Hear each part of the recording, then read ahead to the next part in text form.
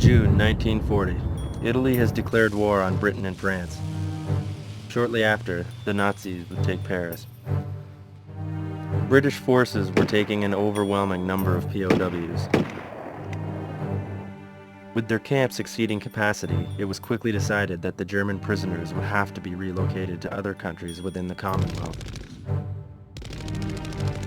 With the strong possibility of an invasion, the British knew that if the Nazis took the country, the prisoners would be swiftly reinstated and able to fight immediately. Britain approached Canada with a request to establish several prisoner of war camps across the country as far away from the battle as possible. Canada agreed, and in the months that followed, various facilities in selected provinces were converted to accommodate the prisoners. By the fall of October 1941, the Boys' Reformatory of Bowmanville, Ontario was now an operational prisoner of war camp. 100 soldiers from Canada's Veterans Guard were brought in to maintain order at the compound. They had a number of towers, guard towers, that were established 300 feet apart around the perimeter of the camp. They had a 12-foot fence in front of the towers. Beyond that fence, approximately 15 feet, was another fence. Of course, barbed wire fencing all the way around, so that the compound was very secure from that standpoint. Despite the standard security measures, the prisoners could not believe what they saw when they first arrived through the gates. Volkmar Koenig remembers arriving at the camp. We had to rub our eyes because this was something like paradise. And we not only were astonished, but we really were grateful that we got such a treatment as prisoners of war. A midshipman aboard the famous U-99 submarine, Koenig served under top German Navy Captain Otto Kretschmer. A member of what was known as Admiral Donitz's Wolf Pack, Kretschmer is credited with sinking more Allied tonnage than any other captain and was personally decorated by Hitler. While on a mission in the North Atlantic, the crew of U-99 were hit by Allied depth charges. Forced to surface, they were captured and placed in detainment camps. After a short time at a camp in Britain, Koenig and Kretschmer were brought to Camp 30. By the summer of 1942, the population of the camp had swelled to over 300 prisoners, and an order was formed within its boundaries. Any communication between the camp commandants and prisoners would be held in strict military fashion. Only the leader of each group could make decisions regarding policy in the camp. As the prisoners settled in, they were finding little reason for conflict. Bowmanville camp provided them with a host of recreational activities to occupy their time. There were people who spent most of the time practicing on the musical instrument. We had a symphony orchestra, we had a march band, we had a chamber orchestra. They gave concerts. We had groups that made theater pieces. I've never had any day where I could have said, what a tedious day today. Bruno Petrenko is a former Luftwaffe pilot. Shot down during the Battle of Britain, Petrenko narrowly escaped with his life before being captured and eventually sent to Camp 30. For Bruno, adapting to camp life was at first difficult. He was devastated by his capture and unsure of his future. It was just so awful, you know, being a prisoner of war, and you know, you can't do anything and so on, so my life is finished. So I was terribly, really shocked by this thing. During the disastrous raid on Dieppe, Canadian soldiers took German POWs, and because of the circumstances, they had to shackle them. Hitler found out about this, and he was livid. So Hitler ordered Allied POWs to be shackled as well. Winston Churchill learned of this, of course, and he then ordered that 100 POWs from all Allied camps be shackled as well. We said, come on, no German officer will ever be willing to let himself be shackled. So if you want to have us, you have to get us. The prisoners quickly returned to their barracks and began to barricade them. With over 500 Germans preparing themselves for a fight, the guards knew that they would need help. Jack Garnett was one of the soldiers brought in for that purpose. Well, they had two groups of fellows there, and they picked one group to go into the German barracks and get these fellows out, and they picked another group to line the perimeter fence, outside the fence, and that was the group I was with.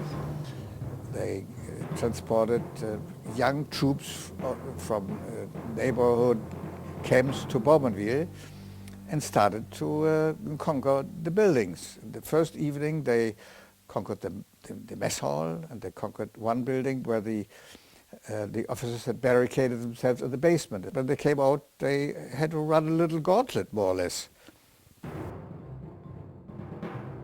The Germans used anything they could find to fight with. They were throwing, out of the mess hall, for example, they were throwing canned goods and jars of jams and whatever they could find.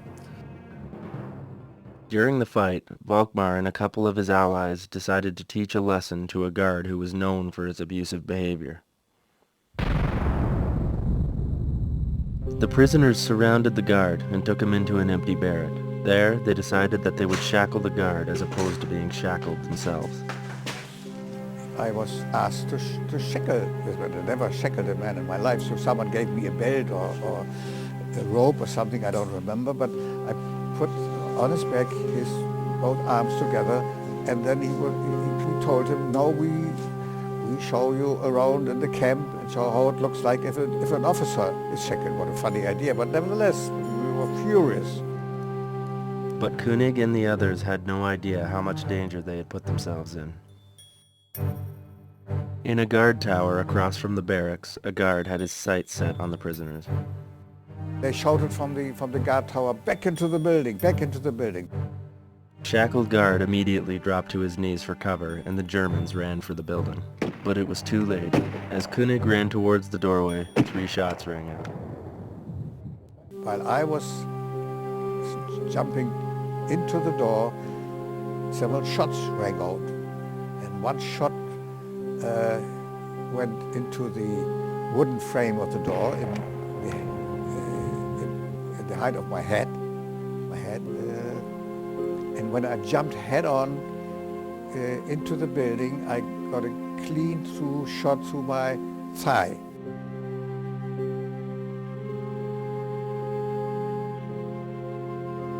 After spending 5 days at the camp hospital, König was returned to the camp.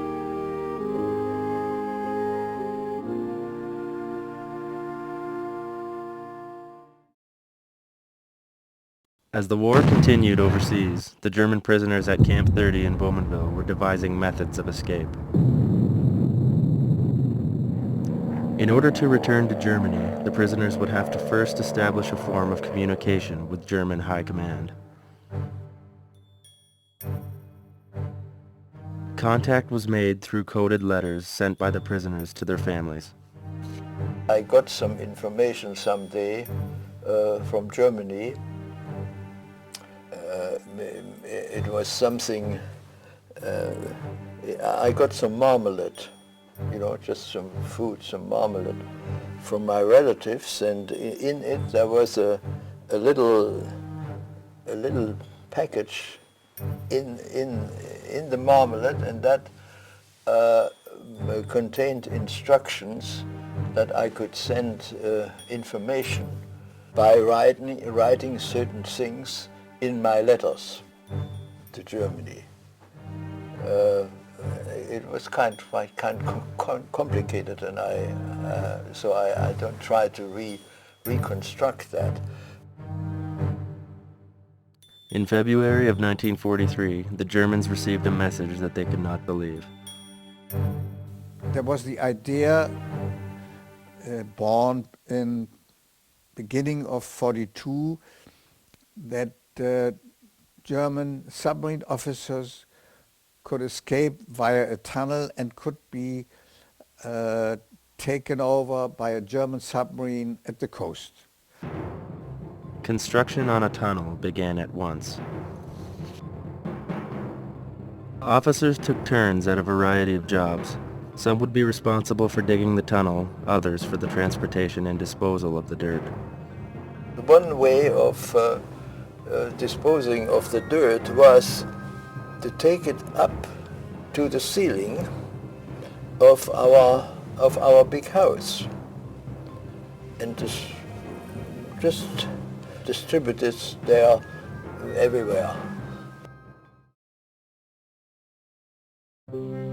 Nearing the end of the war, many prisoners of Camp 30 were at a very difficult point in their lives. They were hearing reports from Germany that the Nazis were winning the war. They were also hearing the same about the Allied forces.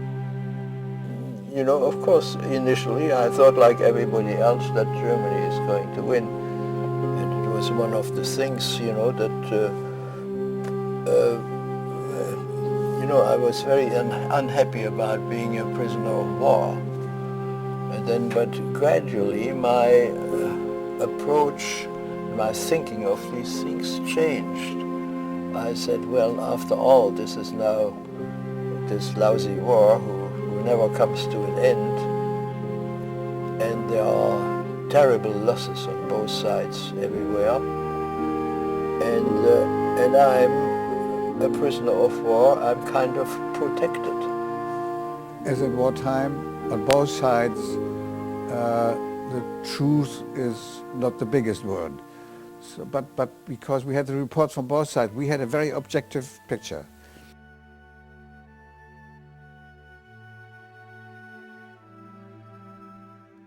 Many prisoners found that they had fallen in love with Canada. Upon being sent back to Germany, many prisoners were already thinking of ways to come back to the country to live.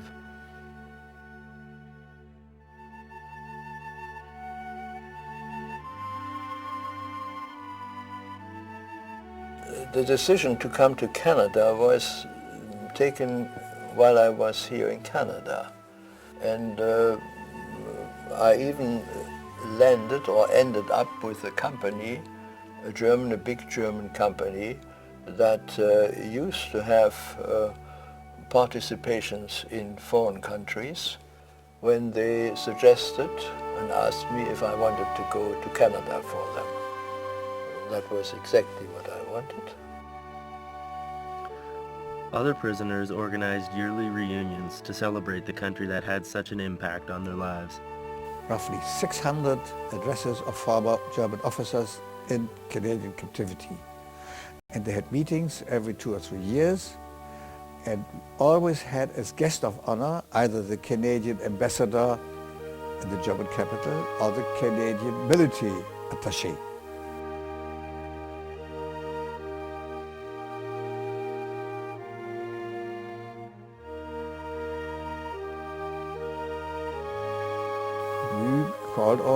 Still call ourselves Canadians, but we still have these reunions and we proudly have Canadian flag, so we show that we are grateful to the big country Canada.